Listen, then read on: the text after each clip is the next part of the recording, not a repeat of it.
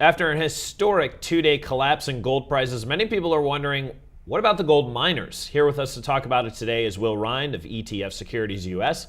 Will, thanks for being back with us. Thank you. So we've been talking about the paper markets dropping. A lot of people arguing that gold demand for physical is still up, but what about the guys who are bringing it out of the ground, the miners? What problems are they going through right now?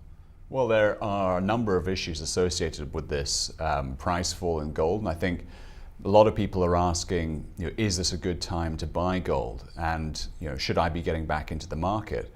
I think that if you kind of step back from all of the trading chatter and look at where prices are right now, they are very, very close to the marginal cost of production for a number of these gold mining firms. I think in many ways, you could look at that as being a sort of ultimate support level for gold, because the supply chain of gold effectively breaks down or begins to break down if mining companies can't make a profit out of the primary metal mining process, which is obviously producing gold. So we are at an interesting point whereby if gold prices were to fall much further than they are right now, that would leave a lot of mining companies underwater, which affects the supply chain for gold.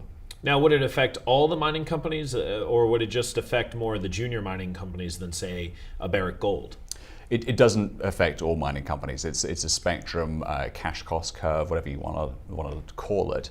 But different companies, different deposits that they have, they extract gold at a different price. So similar to oil and other commodities, it costs some mining companies anywhere from $1,200 to $1,400 to get an ounce of gold out of the ground, whereas other companies that cost might be $700, $800, half of that. So it's really dependent on the company and the particular deposit. However, I think it's fair to say that there would be a certain number of companies that would be affected by that. So the final question is for investors out there wondering as to whether or not they should continue to either stay in the gold miners or get into them. What would you say at this point? Are they still okay? Well, I think that I would say anybody looking to get exposure to gold, buy gold. If anybody's looking to take advantage of a specific fundamentals vis-a-vis a specific company, then mining companies certainly have a look at that.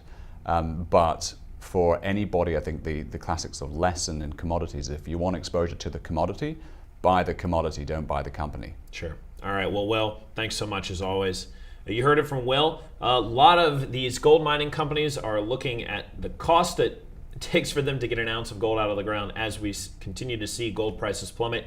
Doesn't look like they're at the wall yet, but keep an eye on them. I'm Joe Deaux, The Street.